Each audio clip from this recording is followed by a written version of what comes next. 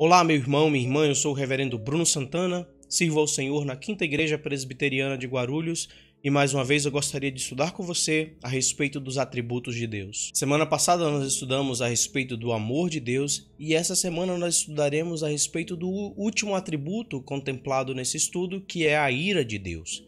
Nós acompanhamos o estudo do nosso irmão Arthur W. Pink na sua obra Os Atributos de Deus. Estudando a respeito da ira de Deus, nós compreendemos que a ira de Deus é a sua eterna ojeriza por toda a injustiça, o seu nojo por toda a injustiça. É o desprazer e a indignação divina, é o desprazer e a indignação da divina equidade contra o mal. É a santidade de Deus posta em ação contra o pecado.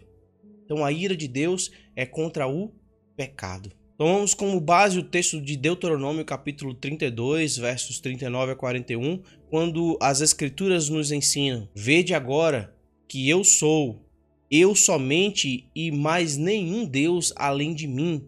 Eu mato e faço viver, eu firo e saro, e não há quem possa livrar alguém da minha mão.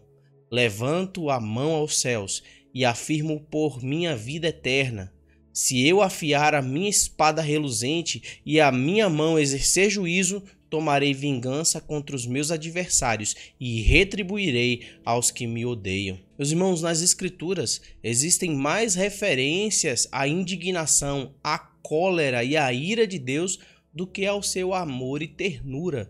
Você acredita? Isso acontece porque Deus é santo e Ele odeia todo o pecado. E porque Ele odeia todo o pecado, a sua ira se inflama contra todo o pecador. Nós lemos lá em Salmos 7, verso 11, que Deus é justo juiz, que Deus sente indignação todos os dias. Agora, nós não devemos confundir.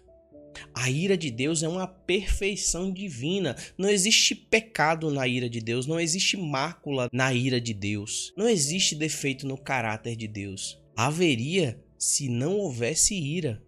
Porque ira é essa indignação contra o pecado, e toda indiferença para com o pecado é sim uma imperfeição. Aquele que não odeia o mal, aquele que não odeia o pecado, é chamado pelo nosso autor de leproso moral. Romanos capítulo 11, verso 22 nos ensina: considerai, pois, a bondade e a severidade de Deus. Para com os que caíram, severidade, mas para contigo, a bondade de Deus, se nela permaneceres. De outra sorte, também tu serás cortado. Isso é muito sério. Essa verdade é uma verdade muito séria que nós devemos levar em consideração. A ira de Deus é uma perfeição divina e ela se manifesta contra todo o mal moral. O Senhor, Ele só jura, isso jura por Ele mesmo, em duas ocasiões. A primeira é quando Ele faz promessas e Ele jura com misericórdia para com os seus filhos.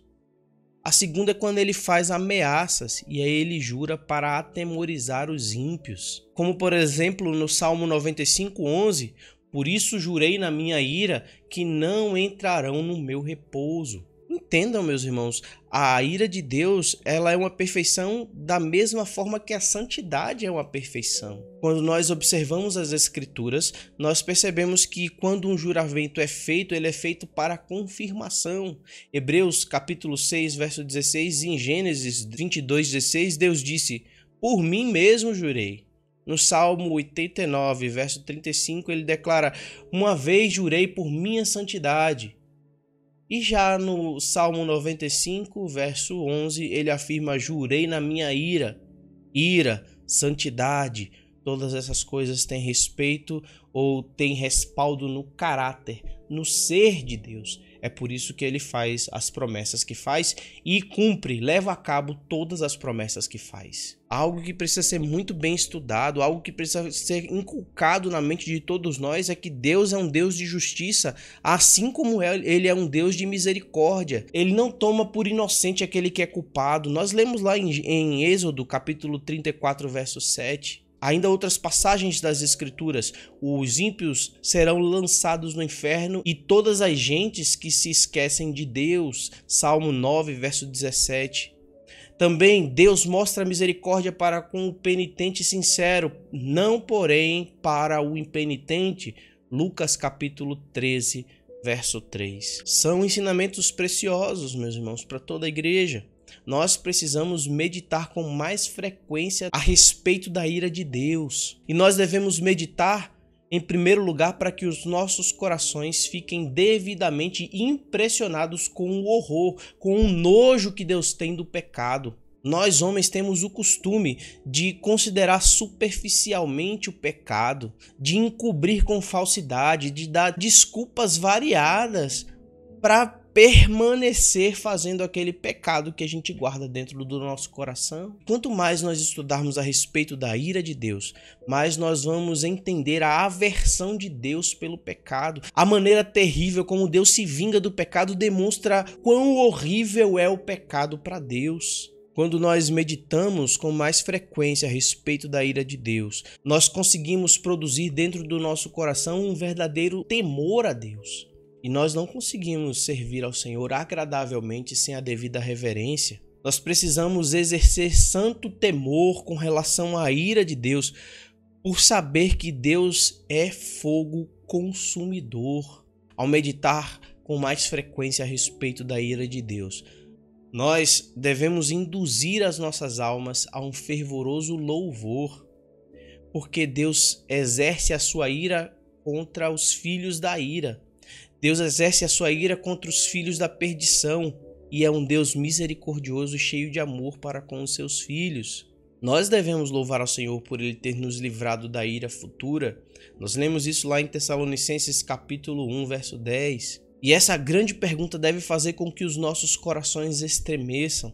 Essa grande pergunta final deve fazer com que a nossa mente entenda, que a nossa reverência se coloque no lugar devido. Se nós não nos regozijarmos verdadeiramente em Deus, pelo que Ele é e em si mesmo e por todas as suas perfeições que nele há eternamente, como poderá permanecer em nós, então, o amor de Deus? Cada um de nós deve vigiar o máximo possível em oração contra o perigo de criar em nossa mente uma imagem de Deus segundo ao modelo dessas nossas inclinações pecaminosas. Há muito, e nós lemos muito esse versículo aqui, o Senhor mesmo se lamentou: pensavas que eu eras como tu. O Senhor não é como nós. O Senhor não está à disposição dos nossos pecados e dos nossos desejos pecaminosos. Ele não nos trata com indulgência. Como nós falamos, Ele não toma por inocente aquele que realmente é culpado.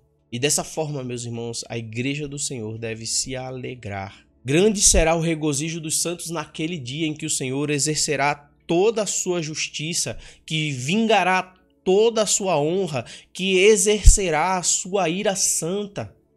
E quando ele fizer isso, o próprio livro de Apocalipse já nos mostra qual será a reação dos santos de Deus. Apocalipse capítulo 19, versos 1 a 3, nós lemos: E depois destas coisas ouvi no céu como que uma grande voz de uma grande multidão que dizia: Aleluia! Salvação e glória e honra e poder pertencem ao Senhor nosso Deus, porque verdadeiros e justos são os seus juízos, pois julgou a grande prostituta que havia corrompido a terra com a sua prostituição, e das mãos dela vingou o sangue dos seus servos. E outra vez disseram: Aleluia. Você pode louvar ao Senhor pela ira de Deus? Você entende que amor de Deus e ira de Deus caminham lado a lado, fazem parte do mesmo Deus? Entenda que o amor, a misericórdia, o beneplácito da sua vontade ou o seu prazer manifesto por aqueles a quem Ele ama, do outro lado da moeda, é manifestação de ira para todos aqueles que se esqueceram de Deus. Louve ao Senhor pelo amor de Deus, o amor que Ele exerce por todos os seus filhos. Louve ao Senhor pela ira de Deus, porque a ira de Deus é libertação para aqueles a quem Ele ama. A ira de Deus promove o correto juízo, o juízo segundo a vontade de Deus para todos aqueles que não estão lavados e remidos pelo sangue de Cristo, todos aqueles que viviam a vida de rebeldia e apostasia com relação ao nome de Deus. Nós encerramos todos os atributos, mas ainda falaremos a respeito dos atributos de Deus na semana que vem. Hoje, ainda hoje, é o momento de você orar ao Senhor, colocar diante da presença do Senhor as suas ideias a respeito de um Deus Todo-Poderoso que se revelou nas Escrituras e submeter todas as ideias erradas àquilo que a Escritura nos revela e nos eleva a conhecer o nosso Deus. Ore ao Senhor, louve ao Senhor por todos os seus atributos e que Deus nos abençoe.